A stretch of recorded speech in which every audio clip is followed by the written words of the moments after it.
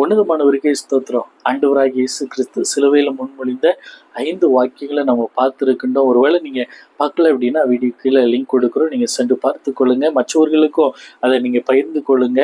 இன்னைக்கு இயேசு கிறிஸ்து 6வதாக முன்மொழிந்த அந்த வாக்கியத்தை நம்ம சிந்திக்க போகின்றோம். நம்ம எல்லாருக்குமே தெரியும், முடிந்தது, it is finished, it is completed என்று சொல்லக்கூடிய அந்த வாக்கியத்தை ஆண்டவர் 6வதாக முன்மொழிந்தார். இதை யோவான் சுவிசேஷகன் மாத்திரம்தான் அவர் தன்னுடைய புஸ்தகத்தில் அவர் எழுதுகின்றார். சினாப்டிக் காஸ்பல் என்று அழைக்கப்படுகின்ற மத்தேயு, மார்க்கு, லூக்கா இந்த 3 பேரும் இதை பதிவு பண்ணலை.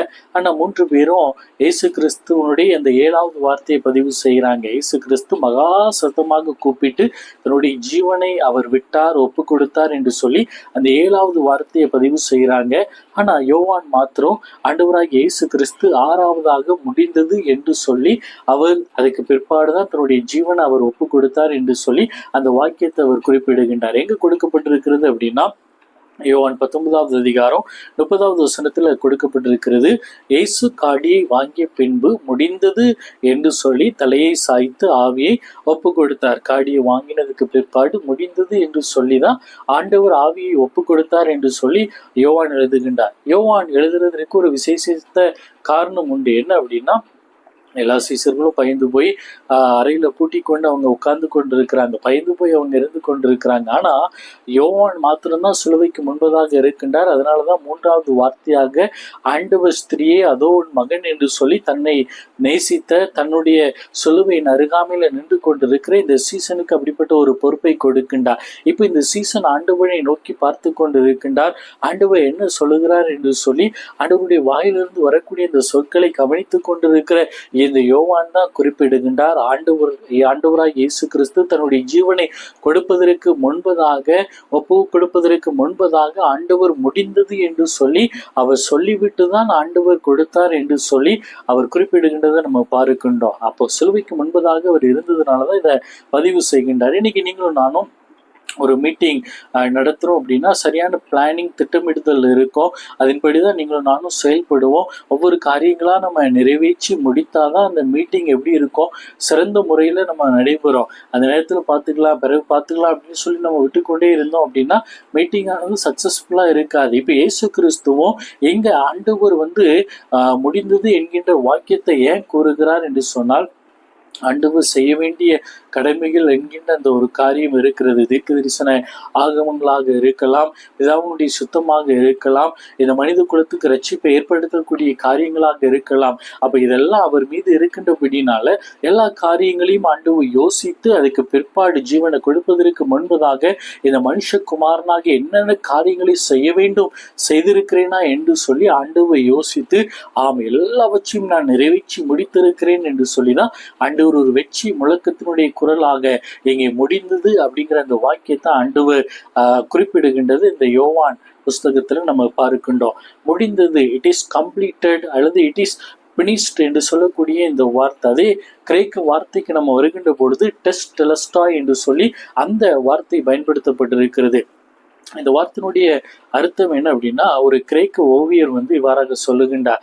அவர் பல நாட்கள் பிரயாசப்பட்டு, பல மாதங்கள் பிரயாசப்பட்டு ஒரு ஓவியத்தை எப்படியாகிலும் வரைந்து முடித்து விட வேண்டும் என்று சொல்லி பல பிரச்சனைகளை, பல போராட்டங்களை அவர் சந்தித்தார், பல தியாகங்களை அவர் செய்தார். கடைசியில் எப்படியோ பாடுபட்டு அந்த ஓவியத்தை சிறப்பான முறையில் அவர் முடித்து விட்டார். அப்போ முடித்து விட்டு அவர் சொன்ன வார்த்தை என்ன அப்படின்னா, டெஸ்டெலஸ்டாய் என்று சொல்லக்கூடிய அந்த வார்த்தையை தான் அவர் முன்வைத்தார். அப்படின்னா என்ன, இந்த ஓவியத்திற்காக நான் செய்ய வேண்டிய அத்தனை காரியத்தையும் நான் செய்து முடித்துட்டேன். இனி இந்த ஓவியத்திற்காக நான் செய்ய வேண்டிய காரியங்கள் எதுவுமே இல்லை. அந்த அளவுக்கு நான் எல்லாவற்றையும் இதற்காக நான் கொடுத்து விட்டேன் என்று சொல்லி இந்த ஓவியம் பரிபூர்ணம் அடைந்து விட்டது. இதற்கு செய்யத்தக்க எந்த ஒரு காரியமும் இல்லை இனி அப்படின்னு சொல்லி அவர் இந்த டெஸ்டெலஸ்டாய் என்று சொல்லக்கூடிய இந்த வாக்கியத்தை அவர் பயன்படுத்தினார். இப்ப இயேசு கிறிஸ்துவும் இங்கே அதே வார்த்தையை தான் பயன்படுத்துகின்றார். என்ன வார்த்தை? இந்த ஜனத்திற்காக நான் எல்லாவற்றையும் செய்து நிறைவேற்றி முடித்து விட்டேன், முடிந்தது என்று சொல்லி ஆண்டவர் இந்த வெற்றி முழக்கத்தினுடைய குரலாக இந்த வார்த்தையை ஆண்டவர் சொல்லுகின்றார். இனி நிறைவேற்ற வேண்டிய காரியம் என்பது ஒன்று இல்லை, எல்லாம் முடிந்து விட்டது. மனுஷகுமாரனாக தான் வந்த அந்த நோக்கத்தை முழுவதுமாக நான் நிறைவேற்றி விட்டேன் என்று சொல்லிதான் ஆண்டவர் இங்க ஒரு வெற்றியினுடைய முழக்கமாக ஆண்டவர் முடிந்தது என்று சொல்லுகின்றார். மற்றபடி எப்பாடா பாடுகள் முடிஞ்சிட்டு அப்படின்னு ஆண்டவர் சொல்லல. இப்போ ஒரு நபர் கடல்ல தத்தளித்து கொண்டு இருக்கின்றார், அந்த நபர் முடிந்தது அப்படிங்கிற சொல்ற அந்த வாக்கியத்திற்கும் அதே நபர் எப்படியோ தப்பிச்சு பழச்சி கரைக்கு சேர்ந்து விட்டு முடிந்தது அப்படிங்கிற அந்த வார்த்தைக்கும் வித்தியாசம் நமக்கு தெரியும். அங்க அவர் கரையில சொன்னாரு அப்படின்னா, இந்த கடலுடைய பாடுகள் எல்லாம் முடிந்து விட்டது, நான் உயிரோடு நீ வாழ்வேன் என்று சொல்லி இங்க கரையில இருந்து அவர் வெற்றியினுடைய ஒரு முழக்கமாக அவர் சொல்லலாம். ஆனா அதே வேளையில தத்தளித்து கொண்டிருக்கிற அந்த வேலையில முடிஞ்சிட்டு அப்படின்னு சொன்னாருன்னா அவ்வளவுதான், அவருடைய லைஃப் காலி, அவ்வளவுதான், அந்த கடல்ல அவருடைய லைஃப் முடிந்து விடும். அப்போ எங்க ஆண்டவராக இயேசு கிறிஸ்து அவ்வளவுதான், பாடுகள் இனி என்னால எதுவுமே செய்ய முடியாது அப்படின்னு ஆண்டவர் சொல்லல.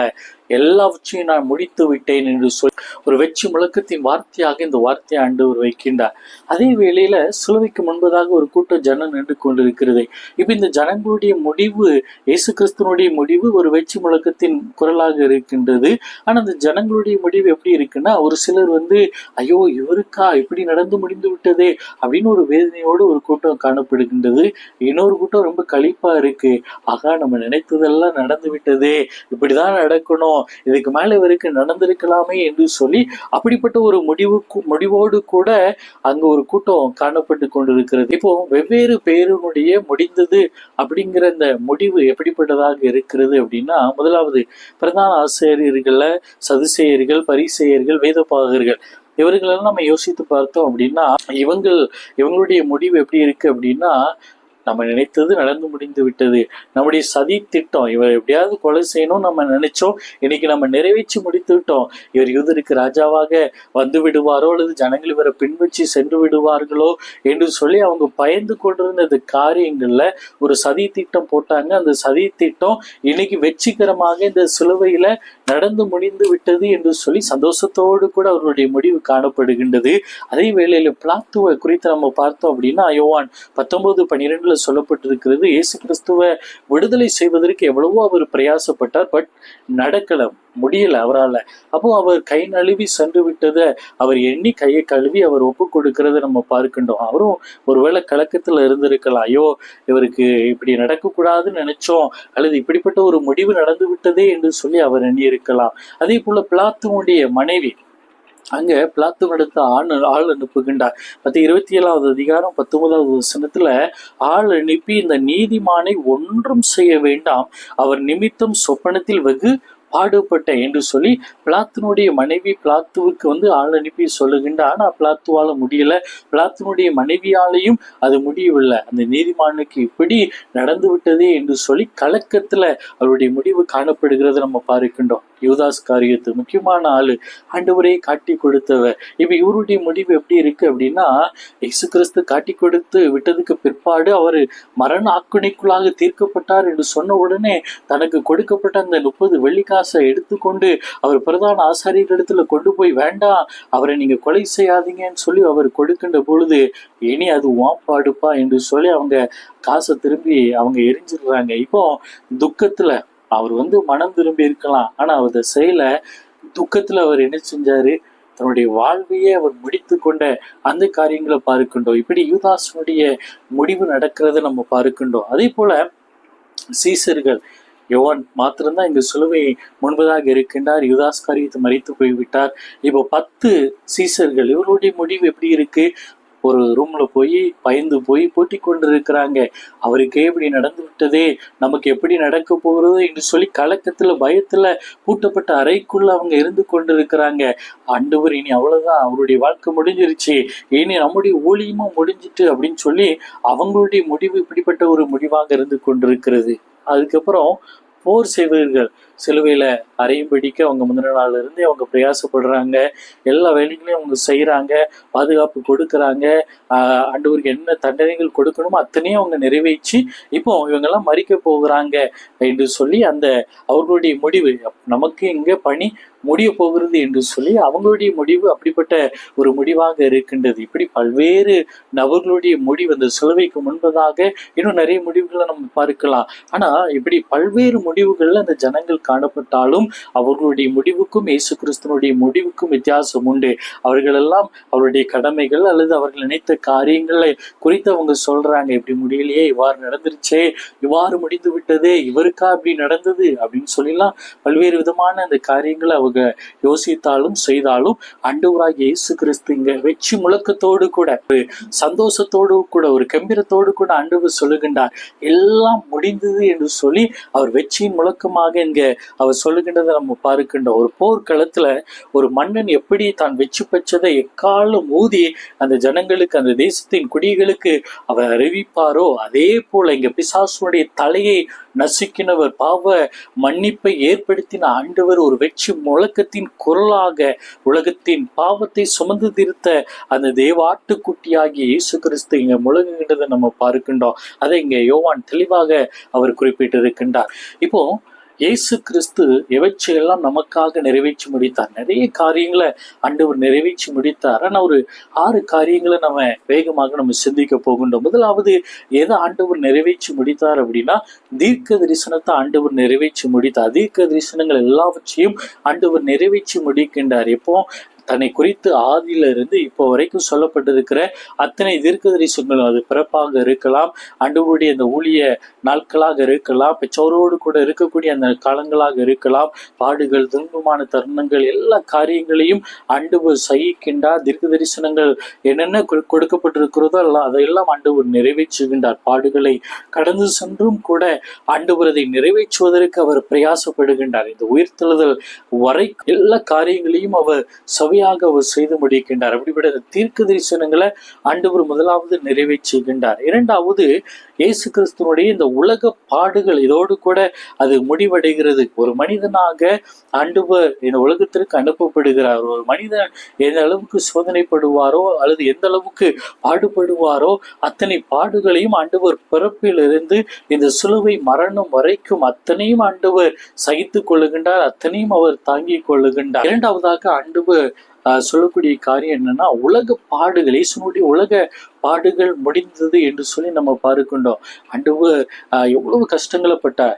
மூன்றாவது வார்த்தையை நம்ம தியானித்த பொழுது மரியாளுடைய அந்த தியாகங்களை குறித்து நம்ம பார்த்தோம். அதே வேளை இயேசு கிறிஸ்துவனுடைய தியாகங்களையும் நாம் அறிந்து கொள்ள வேண்டும். அவர் பிறந்தது முதல் இந்த சிலுவை பாடுகள் வரைக்கும் பல பாடுகள், பல துன்பங்கள், பல காரியங்களை ஆண்டவர் தன்னுடைய சரீரத்துல மனிதனாக வந்த ஆண்டவர் அதை அனுபவிக்க நேரிட்டது. பசி ஒரு பக்கம், பட்டினி ஒரு பக்கம், பலவிதமான எதிர்ப்புகளை ஆண்டவர் சந்தித்தார், பல அவமானங்களை ஆண்டவர் சந்தித்தார். சொந்த ஊர்ல ஏற்றுக்கொள்ளப்படாத அந்த காரியங்களை நம்ம பார்க்கின்றோம். பகைவர்களுடைய சூழ்ச்சிகளை நம்ம பார்க்கின்றோம். இப்படி பல காரியங்களை ஆண்டவர் சந்தித்தாலும் கூட இந்த பாடுகள் எல்லாம் இதோடு கூட அங்க முடிவடைகிறத நம்ம பார்க்கின்றோம். மூன்றாவதாக மனித சாயல் முடிவடைகிறது. 33.5 வருடங்கள் மனித ரூபத்துல மனித சாயல் ஆண்டவர் தோன்றி அவர் வாழ்ந்த அந்த நாட்கள் அது முடிவடைய போகிறது.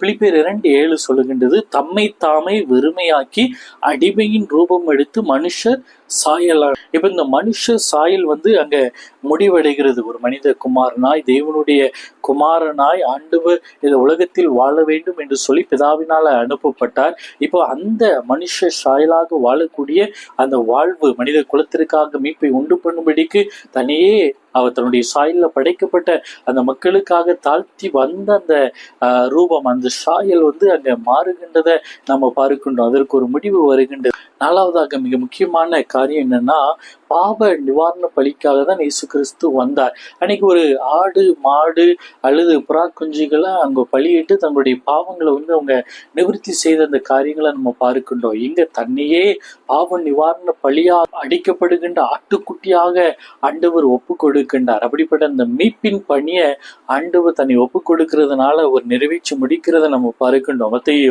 20:28 சொல்லப்பட்டிருக்கிறது, ஆண்டவராகிய இயேசு கிறிஸ்து ஊழியம் கொள்ளும்படி வராமல் ஊழியம் செய்யவும் அநேகரை மீட்கும் பொருளாகவும் தம்முடைய ஜீவனை கொடுக்கவும் வந்தார் என்று சொல்லப்பட்ட வார்த்தையின் பிரகாரம் தன்னுடைய ஜீவனையே ஆண்டவர் கொடுத்து அந்த பாவ நிவாரண பலியை, அந்த மீட்பை நமக்கு முன்பதாக அவர் நிறைவேற்றி செல்கின்றார். அந்த பணியை ஆண்டவர் முடிக்கின்றதை பார்க்கின்றோம். ஐந்தாவது, ஆசாரிப்பு கூடார அந்த ஆராதனை முறைமை, அந்த சடங்குகளுக்கு ஆண்டவர் ஒரு முடிவை கட்டுகின்றார். லேவியராகமும் 1வது அதிகாரத்திலிருந்து 10வது அதிகாரம் வரைக்கும் நீங்கள் நானும் வாசித்து பார்த்தோம் அப்படின்னா நிறைய அங்க பலிகள் கொடுக்கப்பட்டிருக்கும்.